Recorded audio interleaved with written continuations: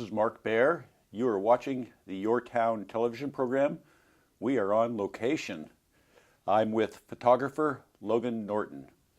So, Hi, Mark. welcome. Yeah, thank you. Nice So, to be here.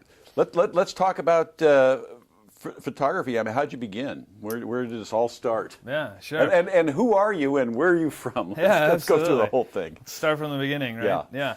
Well, I am originally from Michigan, Grand Rapids, Michigan, and I moved to the Monterey Peninsula almost 10 years ago now, so I've been here for a while. And photography started for me in conjunction with that move. I came here, started spending a lot of my time down in Big Sur, hiking, exploring, seeing this just immensely beautiful natural landscape here, and I had this urge to kind of capture it, and so that's how it started for me. It was I just wanted to go out and get a small glimpse of this thing I was seeing, kind of completely untrained. Just went to store, bought a camera, went out and just started firing away, and spend 4 hours in Big Sur and come home with 900 pictures or some crazy thing. It was just this urge to try and capture some of this beauty.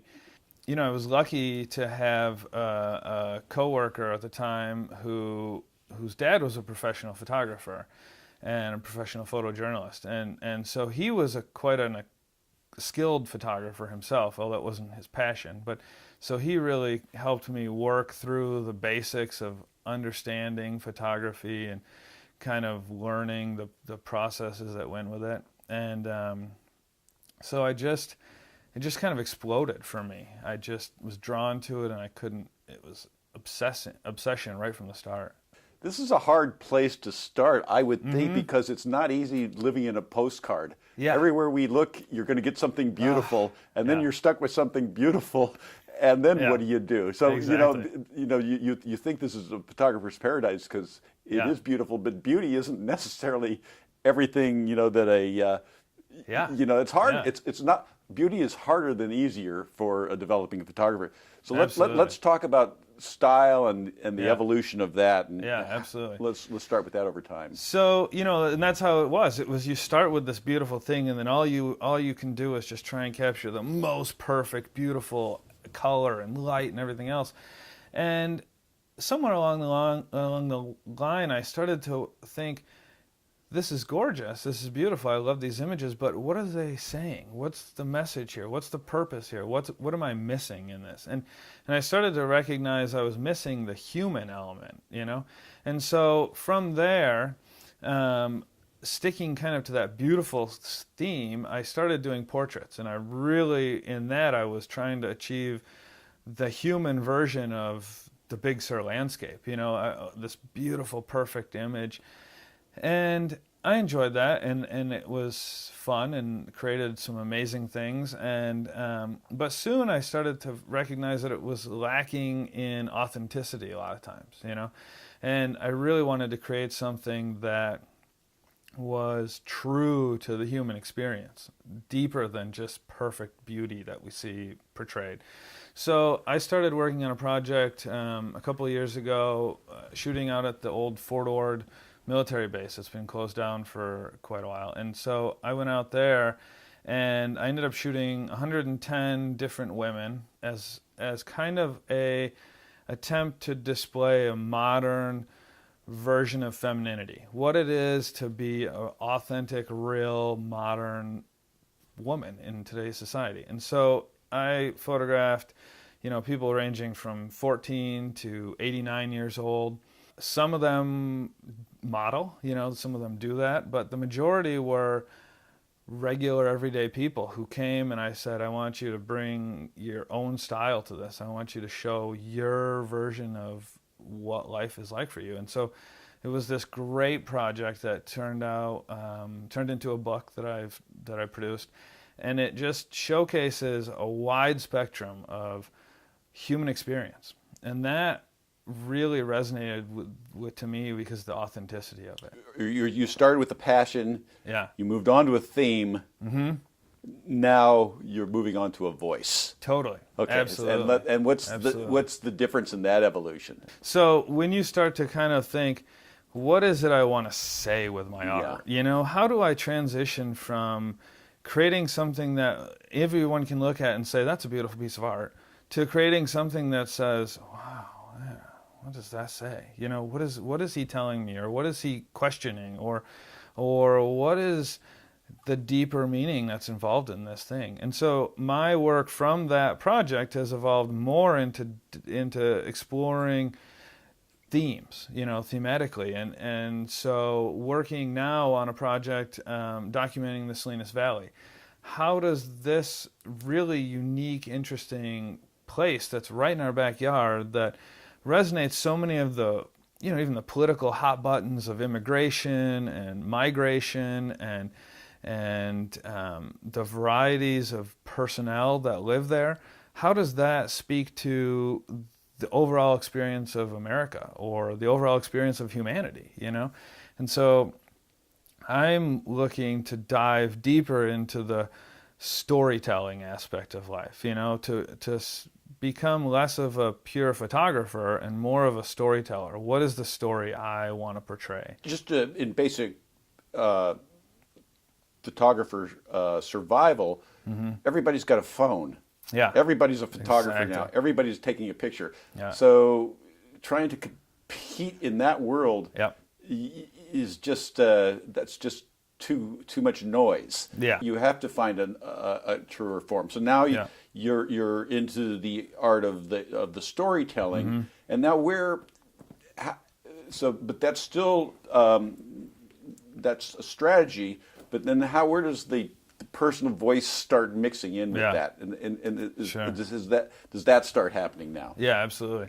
So I think that comes into where you push yourself, you know, what direction you kind of push yourself into. And so I'm pushing myself into the direction of trying to say, these are the real people we're talking about when we're talking about issues like immigration, migration.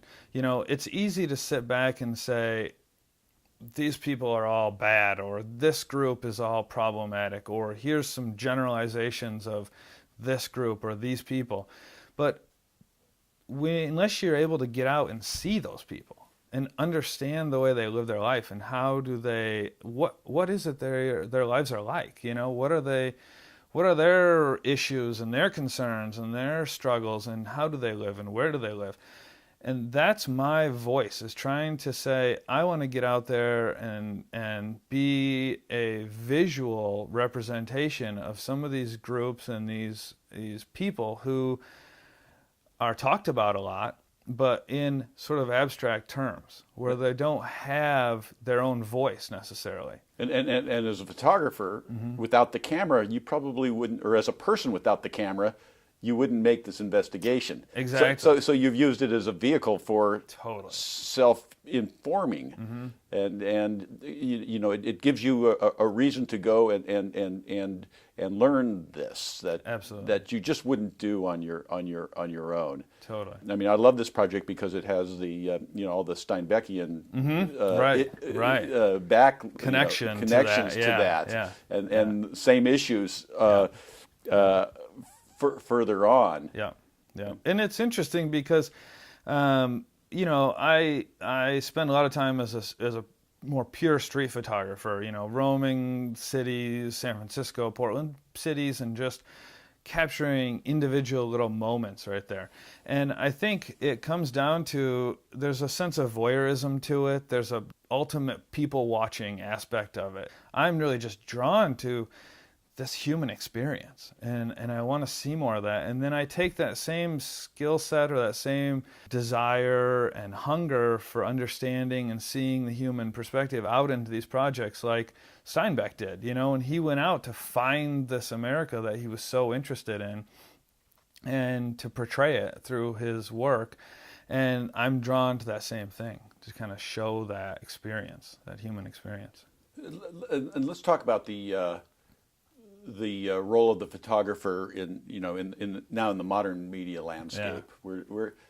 How do you see yourself? Yeah, I mean, it's going back to what you're saying about everybody with their iPhone, and it was a big deal a few years ago. I think a lot of newspapers were laying off their photographers because they were sending out their reporters with an iPhone and saying, "You don't need a photographer. You just take the pictures." And then there was a lot of pushback. I don't think they got the quality that they were hoping they were going to get, But it is a really tough road to go down for the photographer now. And I think the key difference is, there's a big difference between driving somewhere and grabbing some shots on your iPhone versus spending 6 months really digging deep into a place, or a year, or however long it might be, and really digging underneath the surface. And it gets back to, I think it's hard to be a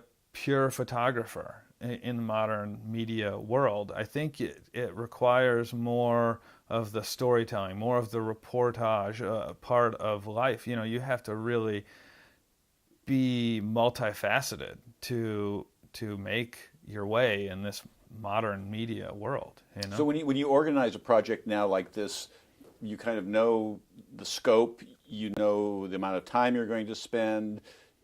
You're in, you're out, but you don't know what the magic's going to happen, or where your photography is going to slowly change over the time, whether you're going to want more color, less color. And each story, I assume, informs your eye. Yeah, in a weird way, in a stylistic way. Absolutely. Yeah, I think one of the things is being malleable, and that's one of the things that being independent gives me. I don't have the deadlines of reporting the news, which is a necessary thing, but that's not the kind of work I want to do. I want to have that freedom to go out and really give the story what it needs. If the story needs more time in this one area, then I want to go there and do it. I don't want to be saying, well, I'd really love to go, explore this more, but I don't have the time, or I don't have the resources, or whatever. So I try to make it into something that I give myself the freedom to go explore what the project sends my way. And if you've got it or don't have it, is your eye. Let's talk about the development of the critical eye. Yeah, because I'm sure that it's such an interesting process. Yeah, definitely. So that's part of it. Is definitely is recognizing when you have it. When you've go down. I'm down in let's say San Ardo. Some small little town down there, and you can walk around for a day and really not get much. You can document the buildings or whatever, but that only goes so far. And then it really comes down to having that critical sense of, I shoot film, so I'm out photographing with film, and I'm not looking at my camera. I don't know. So you're not digging, you're filming. I don't know for sure what's on that film. I mean, I know because why film and not digital? For that very reason, because I want to be engaged 100% of the time when I'm out there. So much of this digital aspect of photography is, okay, I make a little adjustment, maybe I'll just take this shot again with this thing, and I'm trying to be 100% present in that moment. The camera, to me, I use an old Leica. It's very simple. I make 2 adjustments. That's it. The shutter speed and the aperture. And between those two, I'm doing that subconsciously as I'm walking up to a scene. I'm looking at the light, and then I'm just taking the pictures. I'm not thinking about my equipment. I'm not thinking about the image exposure. I'm not thinking about maybe I should have done this or that or this. That's the shot. It's done. I'm moving on to the next thing. And I'm ready when the moment presents itself, because I'm not fidgeting with my menus or whatever, right? And also, I just love the depth and the visual perspective that film gives. But that's a big part of it, is just being in that moment and having that it's like you're process. you're a hunter with limited ammo. Yeah, right, and it makes you critical, you know. Right. So you're not just firing at everything. I'm waiting and waiting and waiting for the right moment, and that gets back to what you were just asking. You know, when I'm down there, the critical eye is to see when I've got it. You know, I may spend only an hour in a little small town and know I've got the feel for this town, and I was able to capture it. You know, in these 10 or 15 frames that I took in this town. And that doesn't mean I won't be back, but for that day, for that moment, at that time, I was able to capture the sense of what I was feeling and what someone else would have been feeling if they were in that town at that time. And you have to be able to know when you have it, because Salinas Valley is big. You know, I don't have time to spend days and days in every little area. So you have to go in, get it, know when you've got it, and then go find the next scene. What's your direction forward? I know that you're about to begin a graduate school program, which is exciting. Let's go into that a little bit. Yeah, absolutely. So I'm going to start an MFA program in photography at San Jose State. And so that's going to be a whole new challenge, and I'm excited for that. I'm excited to really dig into the history of art as a larger medium, not just photography, although that's obviously my passion, but really dig into art in a way that I've never been able to do, really. So this is something that we talked about, is having a sense of art history, knowing the visual language. Yeah, absolutely. You're kind of blind if you don't have that background in language. Right, and being informed by all of the experiences of artists that have gone before you, the things they've created, how can you translate some of that stuff into your own work, and where do you go from there, you know? I think there's, from my personal perspective of pursuing the storytelling aspect, you know, there's storytelling in everything. There's storytelling in the poetry and in the written word and in the painting and all of those, in the sculpture. You know, there's stories being told constantly, and so it's exciting for me to have the time to take for myself to really just dig into those things, find the story in all of them, and understand how I can transition that in my own work. Isn't it great to go as an adult? Yeah, and absolutely. As a kid. Absolutely. I mean, I can only imagine the disaster I would have been there 15 years ago. You know, now it's going to be a fun thing. Anyway, you've been watching YourTown Television. I'm with Logan Norton, photographer, and we'll see you next segment. Thank you.